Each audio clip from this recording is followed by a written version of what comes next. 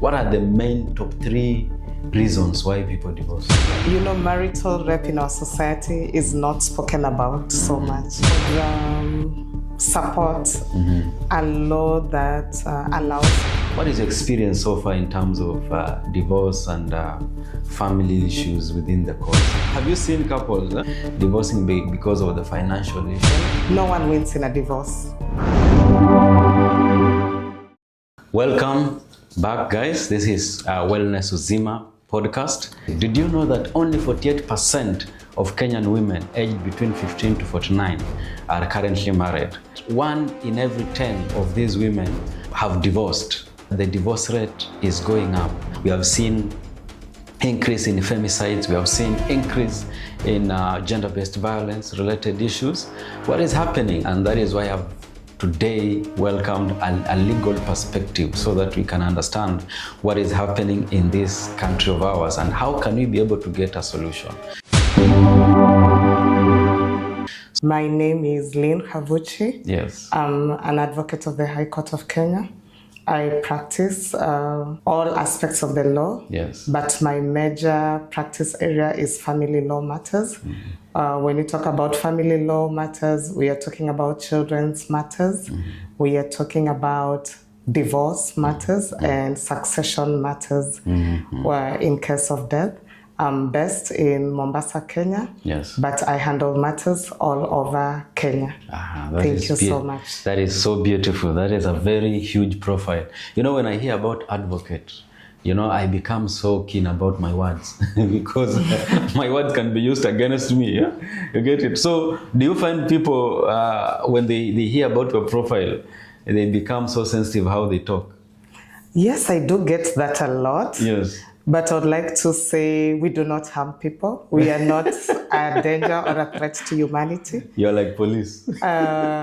If you even get to know someone, an advocate, they could be the loveliest people you'll ever meet. What inspired you to do law, especially specializing on family and divorce laws? What inspired you to do that? I would say from when I was a little child, I was very good in communication. Yes. As early as, at that time we had class 3, not grade 3. I'll be the one reading news on assembly. I'll be very good in debating the journalism club. So my parents realized early that communication was my strength, and they pushed me into activities that would strengthen my communication abilities. So I was also very good in subjects around history, social studies. In fact, at one point, I'll be the best throughout in those subjects, English, geography, history. So it was the natural path for me. When I finished high school, I got admission into the University of Nairobi to study law. And that just became the natural progression for me. I started practicing and I leaned towards family law matters because it's something special to me. I value family so much.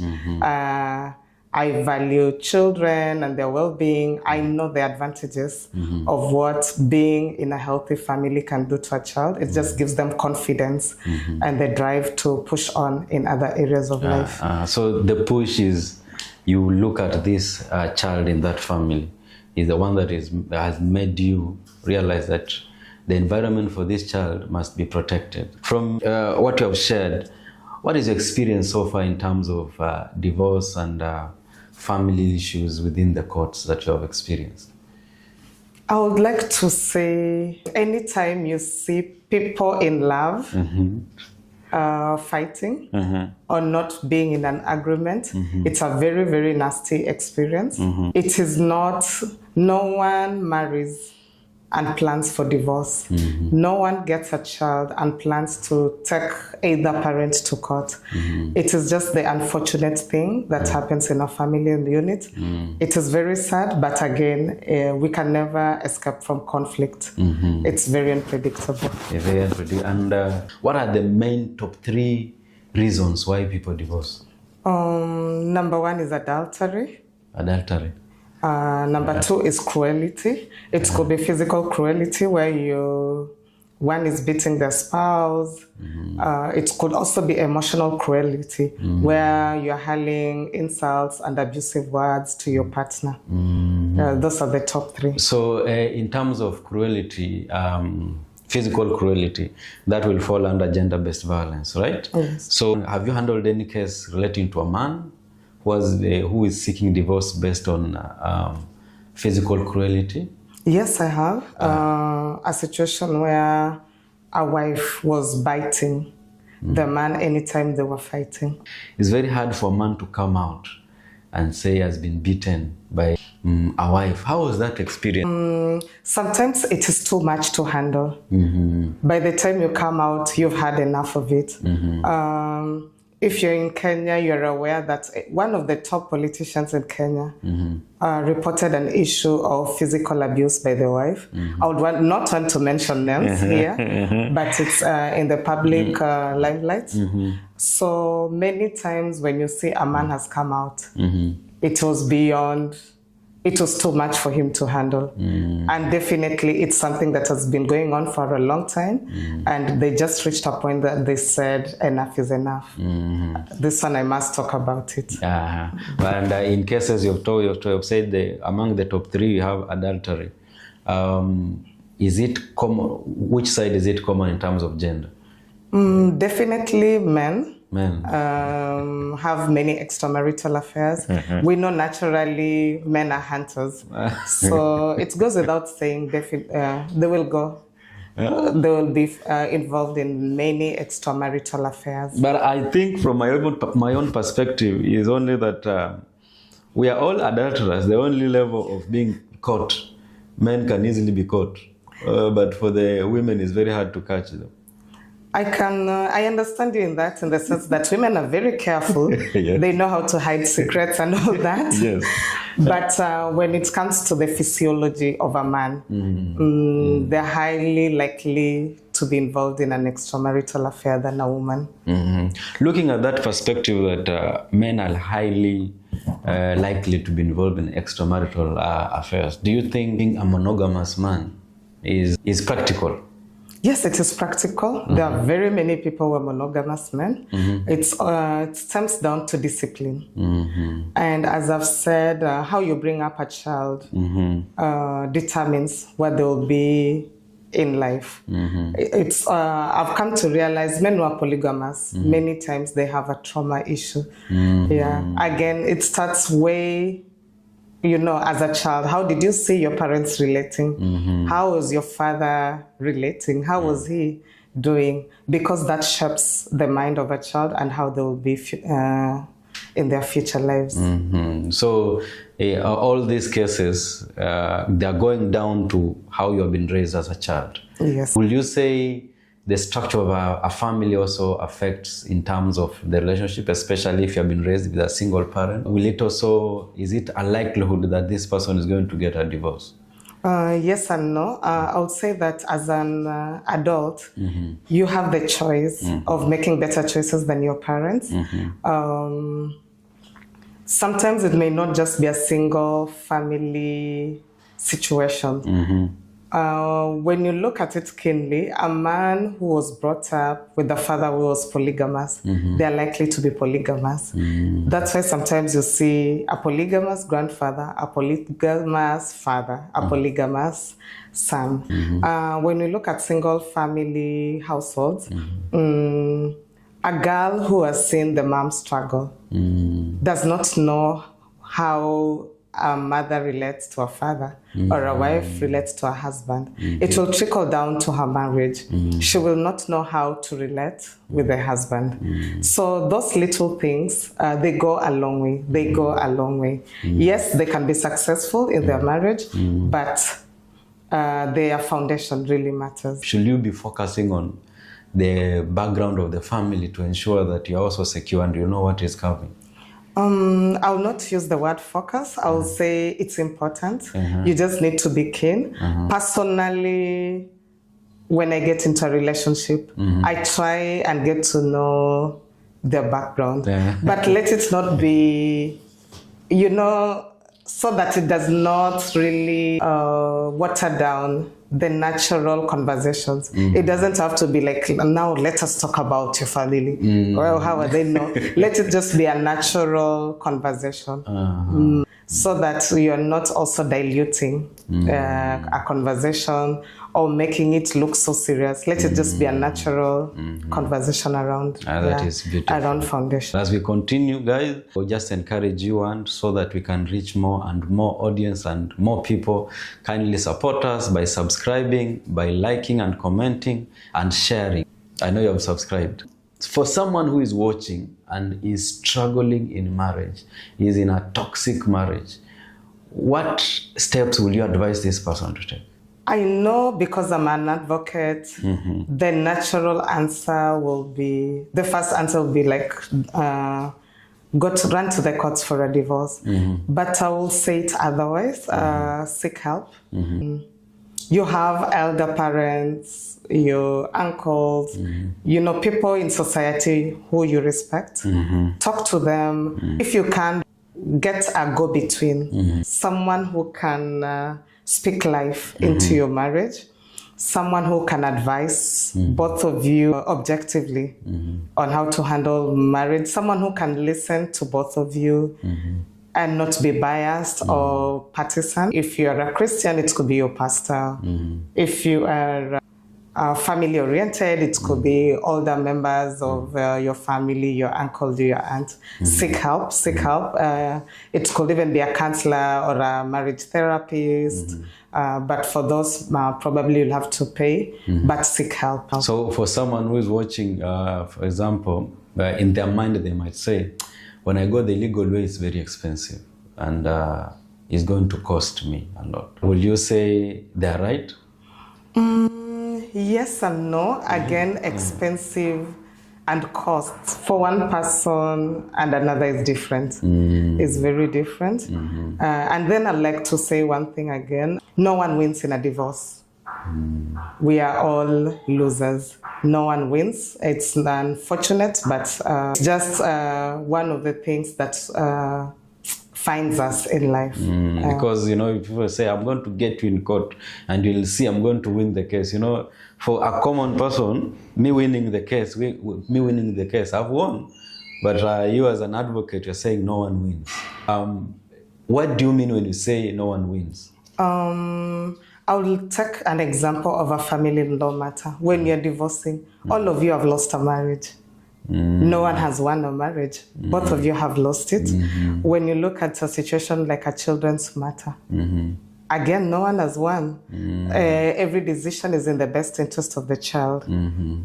So if anything, it is a loss to that child to see their parents fighting for that child to be provided for.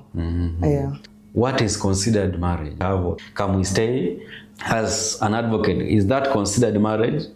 Or what is marriage that you can say now this is marriage, you are seeking divorce? Let me say divorce is the legal way to dissolve a marriage. So if you're dissolving a marriage legally, it means you got married legally. And what are the legal ways of getting married? You have the customary marriage and the civil marriage.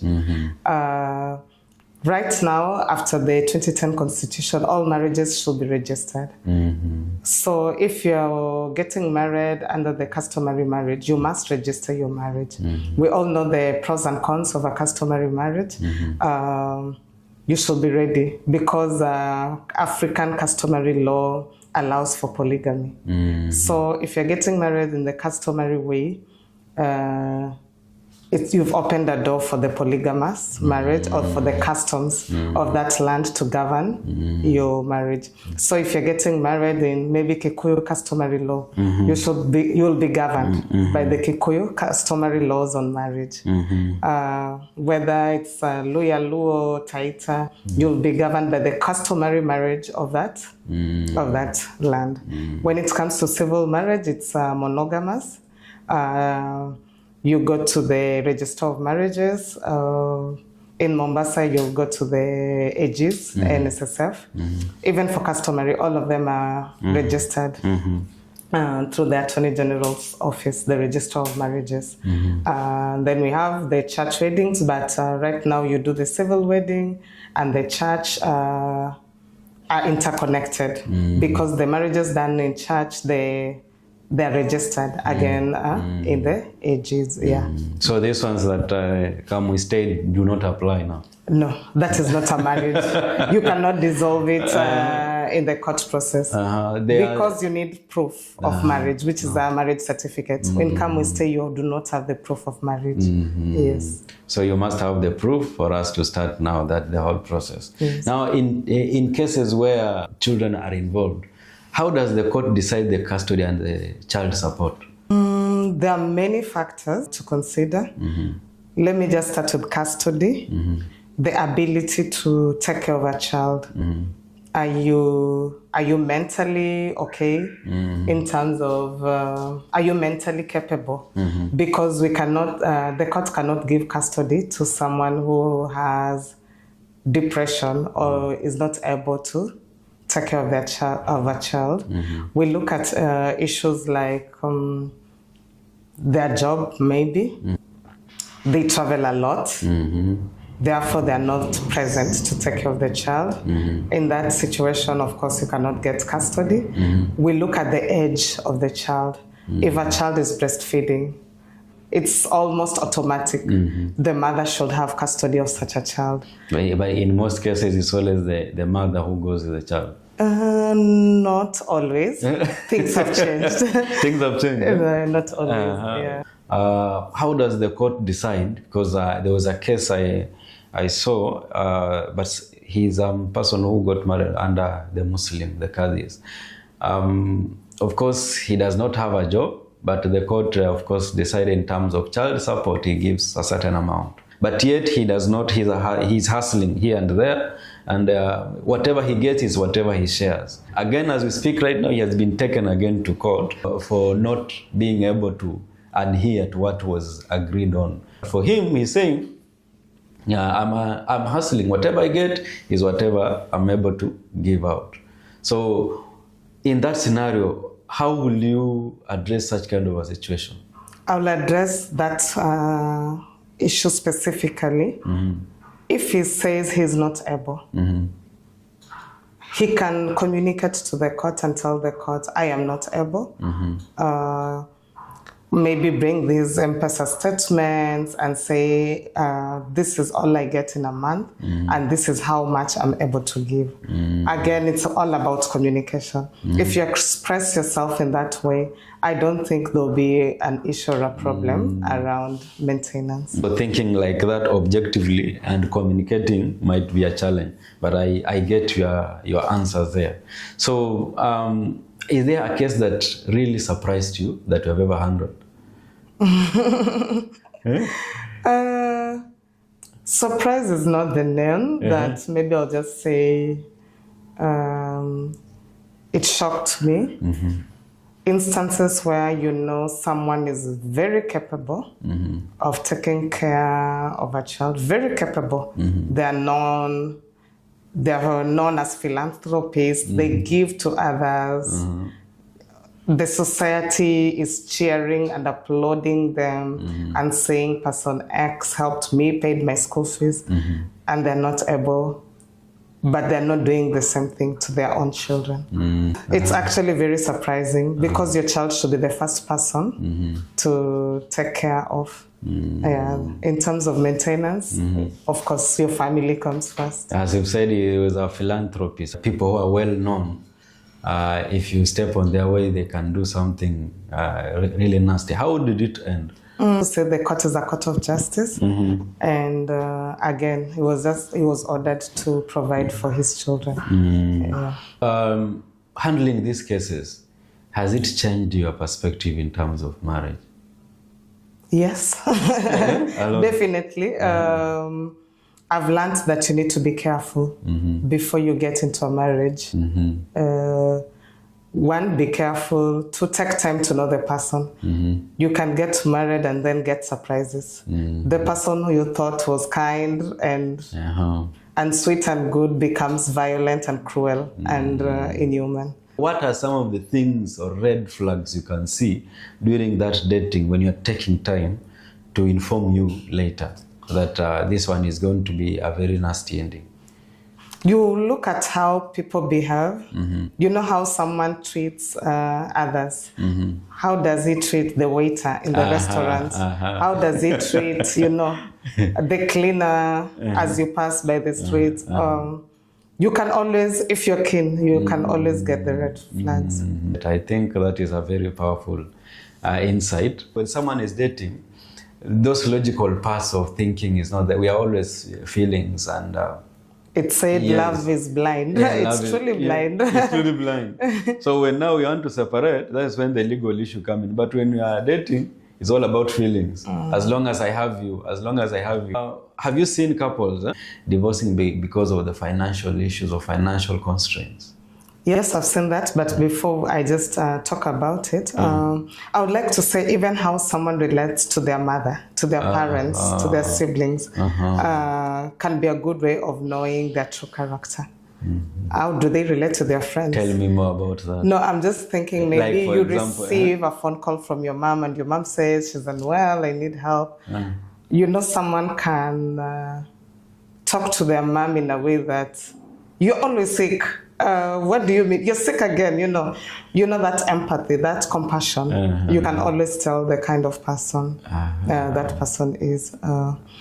And then I'll just move to your next question immediately. Yes, finances do play a huge role in a marriage. I think the way women we were created, we were not created to take care of families, to provide fully. So many times when you see a household where the woman is footing the bills, of course she's really not happy. Some are okay, but the majority are not happy, they're not okay. So it's the way society is, a man is a provider. A man should pay the bills, all the bills, foot all the bills. And yes, there are people who, I don't want to use the word complain, they start being grumbling when they're taking care of the bills. So in that instance, someone will just say, I'm tired of this man. He's not taking care, footing any bill. It's like I'm feeding him. He doesn't do anything. He's in the house throughout the day. The grumblings, they make you bitter. And at the end of it all. Maybe as men, you can be paying the bills and everything, but don't complain. But the moment you pay the bill for even 1 month, it's going to be chaos. Yes. And you said, is it the structure from the family, how we've been raised? Do you think that should change? We are in a different economic dispensation where women are empowered. And I think circumstances vary because there are people, let me say, there are gentlemen who have given it their all. They have tried everything to get a job. They have tried business, it's failed. So I think circumstances vary. Circumstances vary. We cannot put a blanket over it and say, gentleman X is not providing for the family, is not hardworking. Yet you as a person know they have done it all. They have used their connections, they've used their contacts, they have sent CVs, but it's just not coming through. I think in such situations, it's where now you embrace patience. So you can seek a divorce based on the man not being able to provide? No, it is not a ground of divorce, but it opens up to other issues around... Because if you're grumbling all the time, it will just bring attention in the house. It may bring hurling insults and emotionally abusing your partner. It opens a door to many other issues. Lack of money is not a ground of divorce. The grounds for divorce are adultery, cruelty, emotional abuse, irreconcilable differences. Yes. You will see a man when he does not have money You have seen these memes. When he enters, when he talks, you are not seeing the man, you are seeing the goat. So, I think money plays a big part. And the way you have mentioned, if we are able to change that perspective, you'll find a woman who is earning and a man who is not earning, then it's only a matter of time a divorce is sought or they separate. So it is very really alarming because it's how we have been raised as a society. But as an advocate, if you had a chance, what part of law will you have changed in terms of family? Wow. When it comes to divorce, I would support a law that allows for parties to consent, where you just sit down and you agree, let us divorce. Without going to court? Yes, or if you're going to court, maybe it's just to record the consent. Just to avoid the process and the procedures and, giving the evidence around it, where we just sit down and we say, this cannot work, let us divorce, and I wish you the best in your future relationships. Like breakups? Yeah, where you just consent and you're like, yeah. And then you just sign for the records? Yes. Okay. I would, I think, support such. But that one, someone will come up with a silly excuse and it forces someone to consent. But you see, when we sit down and agree, you just sit down and say, we've tried everything. Even we've tried everything. We've gone through mediation, we've gone through counseling, we've gone. It cannot work. When I started, I mentioned about 3 decades ago, more than 60% of people were married. But now, the divorce has doubled since that time, from 1989 to now, especially in areas where it's developed, like in towns. The divorce rates are very high. So does it mean that in terms of marriage, we should now change how we view it based on empowerment? When there's more people who are empowered, then there are more cases of divorce. There's something I read about, and it was an article I was reading. Yes. It talked about the divorce rates are high because the women are empowered. So maybe I would say it is time to empower our men so that they get to know how to handle an empowered woman. And for the woman, they also need to learn how to handle power and how to handle resources so that it does not interfere with their marriage life. The empowerment has been focused on women, and they assume men, since they have resources, they are empowered. But resources does not make you feel like empowered. So empowerment should be both ways. Because as a man, I've not been trained how to handle a woman or how to handle such kind of the situation. Empowered woman with an unempowered man, then that is where the chaos is. Because as a man, I've been raised typically to be in charge. So when you start questioning my authority, it becomes a challenging issue. So does it mean that marriages currently, right now, in terms of who is above the other, should not be considered, but people sit down and have an agreement? And do you think also a prenup should be signed? For example, before, like now currently we see in the developed countries, people sign that I'm going to make sure I say I love you every morning for 5 years. And there's an agreement and you have to follow the agreement. Do you think that is the way to go?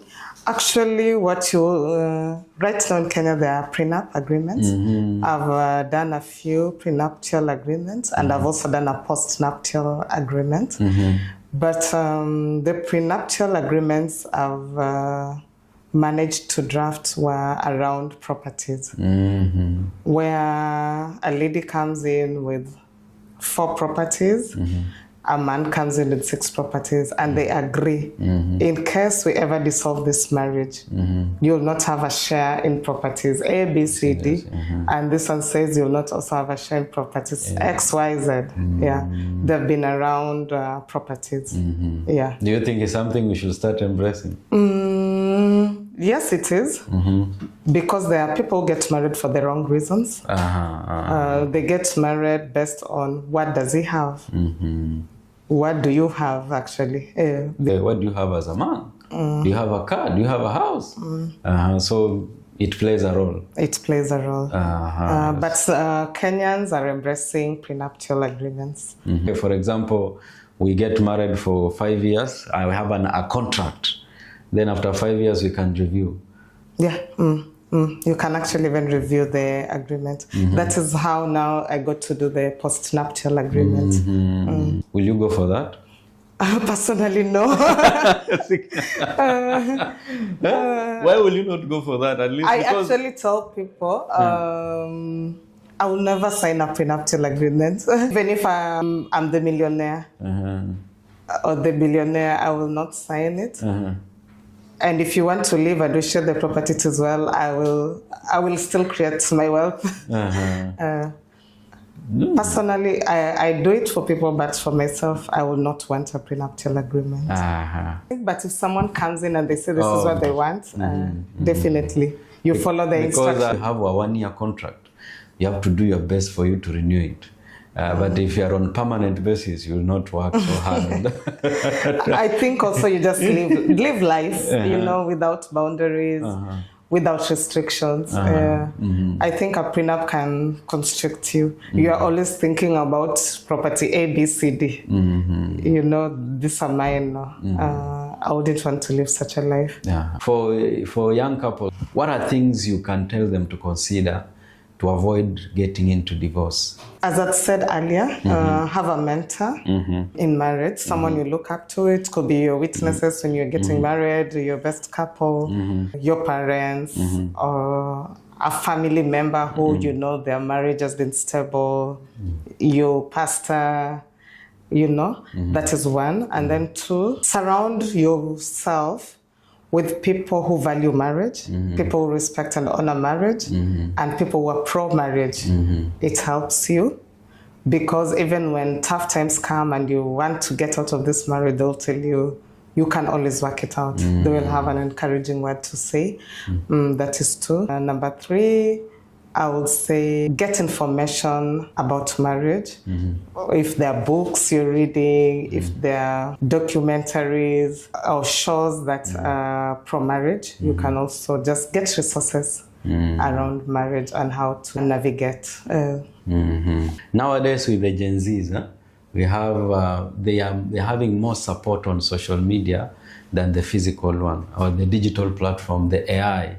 So do you think that is the way to go in terms of getting support?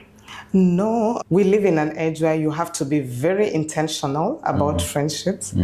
Sometimes you may be speaking on someone on video call or on phone call every day. You think you are interacting. Yes, you're interacting. Yes, you're communicating. But it's important also to have the physical meetups where you just meet your friend. You're just talking, without technology.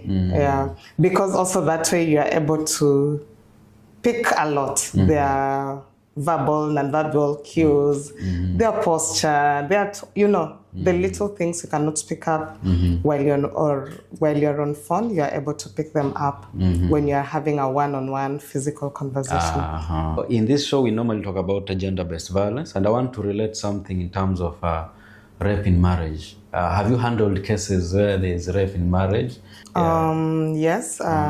I would say I've handled one matter around marital rape, but for that one we did a divorce, dissolution of the marriage based on the marital rape. I'll not want to go into details because they were very groggy. Yes, but we handled it through the dissolution. And then there's a gender violence where a husband was violating a wife. But you see, in such cases, the biggest issue becomes evidence. Because you are only 2 people. You did not have a witness to it. So it becomes difficult to get evidence in such a matter.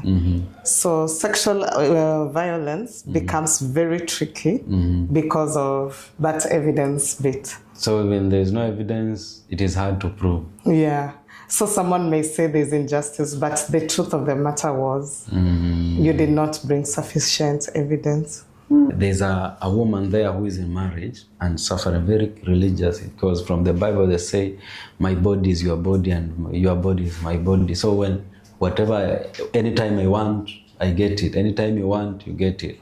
How will you advise them? There's a woman there, I cannot take this issue out, because there was a time I went to have a talk with them, pastors' women, and they raised a lot of issues. They were saying, for us, we have our pastors, but they are so spiritual. We want this, our sexual needs, but we are not accessing. They go spiritual. Even some of them say they pray before they do act, so it is painful, and they consider it as rape. How would you advise someone who is so religious and is following the religious practices and is afraid of coming out and saying, I've been violated here? Wow. Wow. I'm just thinking I've been put in a place of an advisor. Yes, because by the legal perspective. When you don't speak, you cannot be helped. When you don't speak out. So you only handle the cases that people can speak? You can only help what has been brought to you. But when it comes to advice again, these are married couples. They know themselves better. You're a third party in their union. So there's not much you can influence. Is there a platform or a space that they can express themselves freely and they get heard and then you take action, or a pro bono support? I've not heard of any space where they can express themselves. Because again, marital rape in our society is not spoken about so much. The only time I had it was when it was again extreme. It was extreme. The one Matt told you about, it was an extreme case. What is the key message that you want people to get in terms of marriage and the legal perspective? If someone is watching and is having issues in his or her marriage, what is the message you want to give them? Only you know your struggles. Only you know your battles. Only you know if you can tolerate whatever is happening in your family, in your household. And do not die trying to make society happy, family happy. You can save yourself, and that is by speaking out and by seeking help. Beautiful. You have heard it. You have heard it from the advocate's mind. Is it the informed or the educated one? Both. Both. Educated, informed. Take that number in case you need support and help. We are here to give you that platform so that you can be able to get support. Thank you so much. Remember to subscribe, remember to comment and share. This is Wellness Uzima, the channel that is here to empower you and bring you real issues that can be able to change your life. Thank you so much.